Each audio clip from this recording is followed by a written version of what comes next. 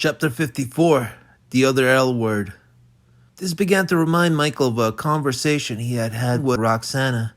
After some time around the second month of being with her, Michael was beginning to grow irritated with Roxana's attitude towards sex. For it wasn't just that she was holding out on him, for deep down there seemed to be something totally different at stake. Every time he wanted to get into the mood, she'd become fickle and faint-hearted and passionless, and it would really throw him off. Michael, what do you think about the idea of being in a relationship without sex? And Michael had no idea what to make of this, for the boy was finding this idea almost downright blasphemous. What? Are you kidding me? But looking into Roxana's eyes, Michael could plainly see she wasn't. Okay, it's like this, Roxana had said as she started trying to explain exactly what was on her mind. I want something pure. Actually, forget that word I just said. Pure? What do you mean pure? Michael had demanded, getting a little mad, for he really didn't like where this was going. I mean you want to wait for marriage before? No, it's not like that. Is there something about being Muslim that my father raised me as an atheist, Michael? And as much as Michael had not been for getting into religion ever, this now, I don't know, something feels very off in me about what she just said. But then figured right now it didn't matter, for Michael hadn't exactly gotten with Roxana over such pursuits, as if they'd matter. Michael, I want something that'll last.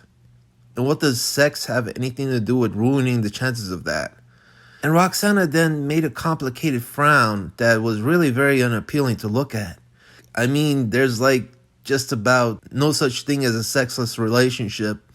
I know some older couples completely lose the passion for it when they get older, but that's after they've been together so long, not at the beginnings. It's like this. I've been in relationships before, many relationships. Okay, Michael had said, finding this a little intimidating now, since this was really to be his first. And I don't like it that much. Like what? Michael had asked, getting dumb for a moment, but then it came to him. With all the men I've been with, Roxy had gone on, as Michael got completely thrown off with what she just said. Wait, what? How many men have you been with? And now Roxy's eyes bulged open as she noticed how that was painting her up as. Oh, no. I didn't mean it like that. I mean to say, let's just say I've tried a lot being in relationships. I mean, not that Roxy had then pierced her eyes, seeming a little irritated with herself, but then went on. And what? Asked Michael, feeling Roxana's irritation. Well, none of them gave me what I was looking for. Roxana had then finished with a simple look of dissatisfaction. Oh, thought Michael. If you ask me, the bane of every man has to be that of a dissatisfied woman. Sex is just such a shallow thing in the end, and Michael then caught himself trying to roll his eyes. Oh, come on, Michael had said, but the tone he said it was no less rude. Michael, in the long term, all it really does is it brings out the worst in people.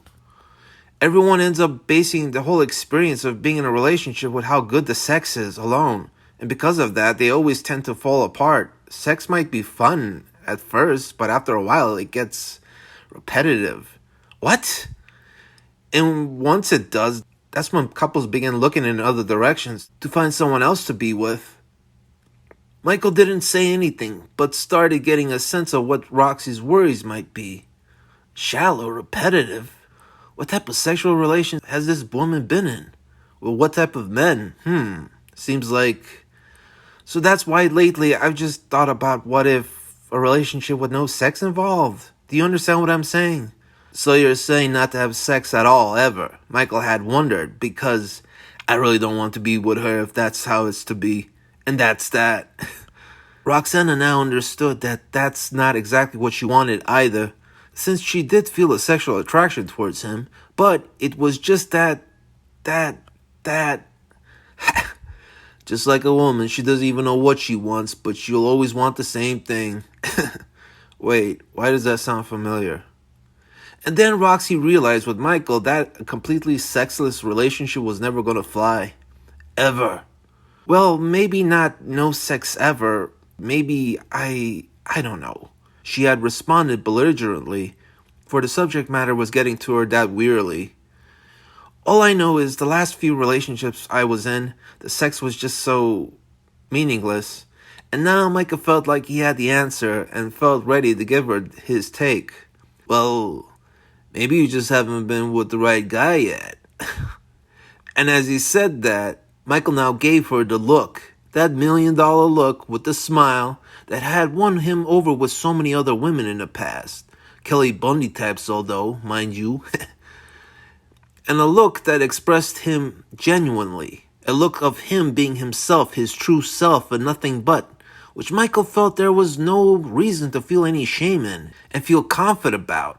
I get it. She just hasn't been with the right man yet. Pity.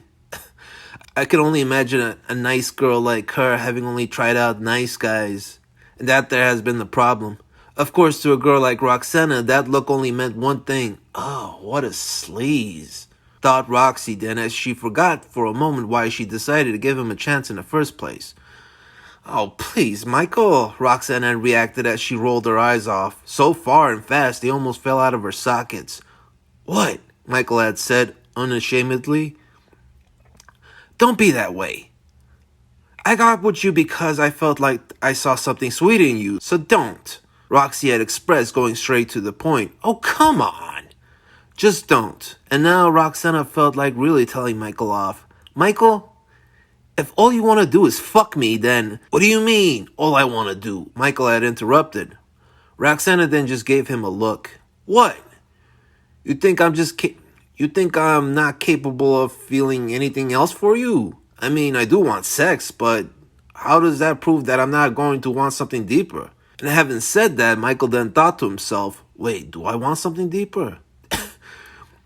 And that sort of irked Michael to think, since then it really would mean he was doing all this for sex and nothing but. No. I'm not doing this just to fuck her. I like Roxana. I really like her. I mean, I might even... But then Michael found himself unable to say the L word, not even in his own thoughts, since he wanted to affiliate that with how he might be willing to feel with Roxy here. Okay, Roxy, it's like this. I want a foundation too, okay? I want a real relationship too, but let me tell you something about me, Michael had said. Roxy just nodded, feeling like she should give him a chance to hear him out. Roxy, I can't do without sex in a relationship. I don't know how you see things, but I associate love and sex as being the same. And all being in a relationship does is intensify that bond. And then all of a sudden, Roxanne had said something fatal. Fatal. Michael, I don't know if I believe in love. Roxanne had then said, as she grew a bit sad. This had confused the crap out of Michael, as he began to wonder what the fuck Roxy even wanted with him, if there was going to be no sex nor love involved. Then what do you expect to get out of all this? Michael had asked, as he threw his arms up. Roxana shrugged a bit in dismay and had said, I guess someone just to be there for me, and that's all. Said, seeming very sad, like she wanted to lay her head on Michael's shoulder, but as mentioned, what she had said was something fatal. Oh, I don't know how I feel now. Truly fatal. Her being that way, not wanting me to comfort her, I don't know why, but I find it a little pathetic. For what she had said, Michael found irredeemable, even though he didn't quite yet understand why. Michael, I just don't know if I believe in it anymore. I think love, like fairy tales, is just some stupid thing people tell each other to make themselves believe in something magical when magic doesn't exist, you know? Expressed Roxy. Well, of course it's not something magical, Michael had then said. There is no fairy tale to it, but it is, but it's real. But it's real. Roxana started growing weary again as Michael felt like challenging that sense. What does fairy tales and magic have anything to do with it? It's just something you feel inside, and that's all that matters. What? You've never felt that way about anyone? Michael had asked. Although all the people I've loved deeply, or should have at least, I ended up really just hating. Huh. I don't want to think about that now. Michael, the world isn't that simple. You can't just expect to feel something and it'll all work out. Michael then sneered hearing Roxana say that as he began to understand what her problem was. Roxana, fuck the world. Fuck the world's rules. When you don't agree with them, you have to then make up your own. Roxana now seemed confused. Yeah, it's tough, but you gotta roll with the punches and... Roll with the punches? Michael, is that how you're associating a relationship to be? You think it's like fighting? Roxy had interrupted as she began to grow worried about their future. And the thing was, Michael sorta did. Yeah, I do.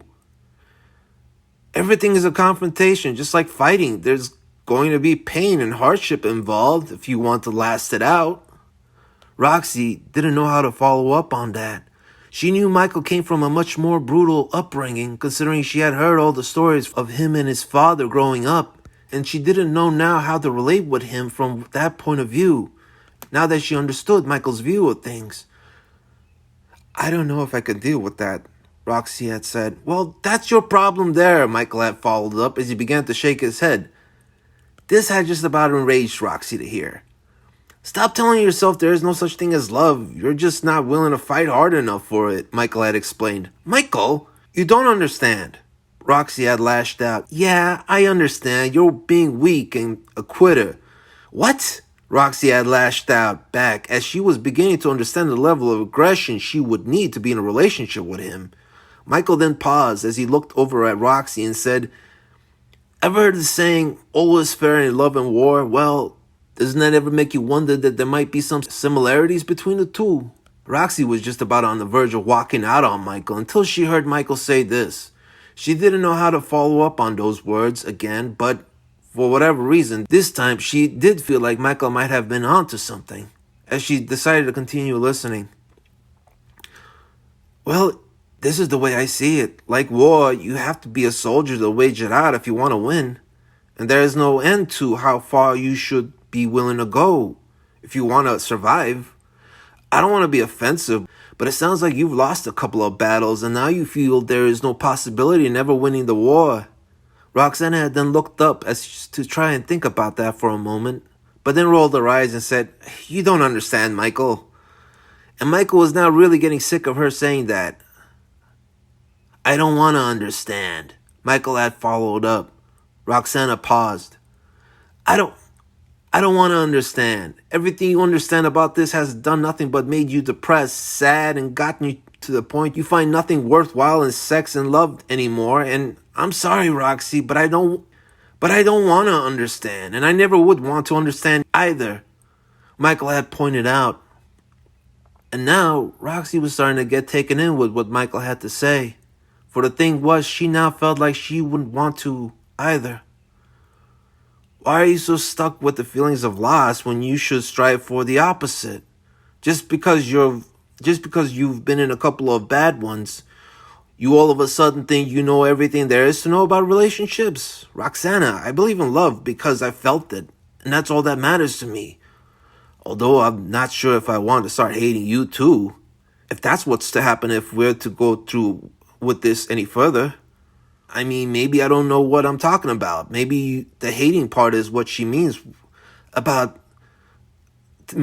how difficult things get. Maybe.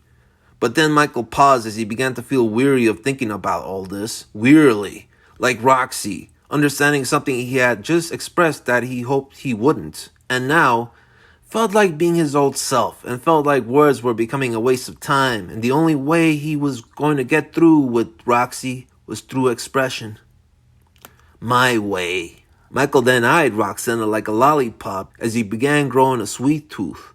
Man, look at those legs of hers. Fucking getting sick of talking about bullshit. I feel like all this conversation is doing is making us grow apart, and I just want the opposite. I want those legs now to be wrapped around me as I show her what I'm about. Michael then started moving towards her suggestively as Roxana lit up, seeing as to what Mike was planning on doing next. No, Michael, don't. Oh, come on, just give in. Damn.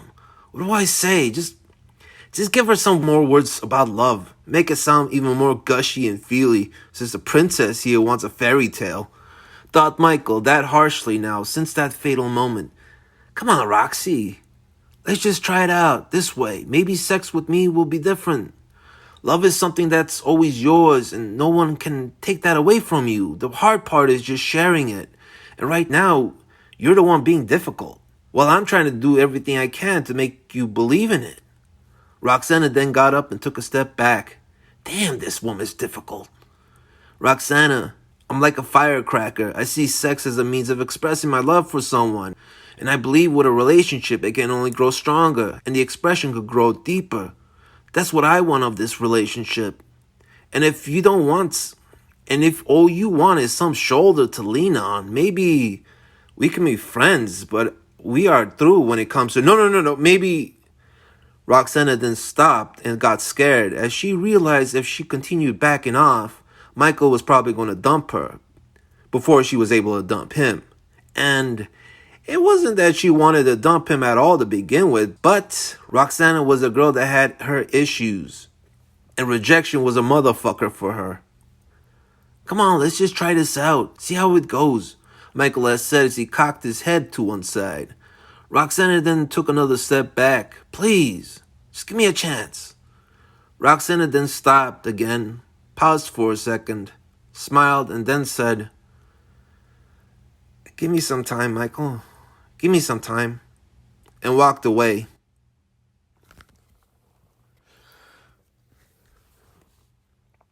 After that whole thing, Michael didn't see her for a while. Didn't see her the next day and the day after that. And after a while, Michael started to feel like she might have dumped him. But then, I got a call from her about the third month at night. And she was at home alone, drunker than a skunk, and really fucking horny this time. Started going off on how she wanted to suck my dick and lick my dad and beg me to come see her. I mean, a completely different person, like I had really won her over. And so I did. I went to her place while her dad was away, and the damn woman practically tackled me to the floor and started ripping my clothes off. She started doing her thing, then looked at me while biting her pinky, and seemed to remember I wanted those legs of hers wrapped around me. And she finally gave me a chance. And it was alright. Was okay. Just okay. Okay, it was good, but I don't know. Something about what she said, that whole I don't believe in love thing, it made me not believe in it too. And I just started seeing her sexually and nothing but sexually. And I mean, I know I had been before that, but I don't know. After that, I just saw her as nothing but a sex object. And I know that's exactly what she would never ever have wanted. But that's what she made it into when she said that to me. It was her doing, not mine. And with the sex we had, it felt like that's exactly what she was seeing into it too. Another sex object. And I can tell you that's not what she wanted either. I mean, there was some raw and real fucking going on, which you could enjoy a lot of on a certain level. Hell, that's what I mostly have had with the Kelly Bundy types. But definitely no magic. So no magic man, Mike? And you promised Roxana you'd be... Oh, shut the fuck up. Magic don't just come along like that, easily. And as much as I'm a stud or a hunk or a bad boy or... It's not going to make it. So, what is it then? There has to be this click. Something beyond me and beyond her, beyond us, that makes it happen. And no matter how much I try, no matter how hard, there won't be any click until the forces that are in charge of this happening make it happen. And that is that. So, what about the whole prospect of finding something deeper and more meaningful with Roxana? What? What about it? You were giving up?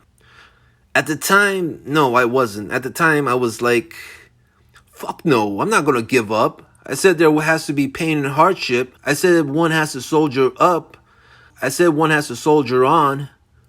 to Roxy. So I will. I still want it. I still do. And I'm willing to do anything and anything to make it work. Be that soldier and wage it out until I win. But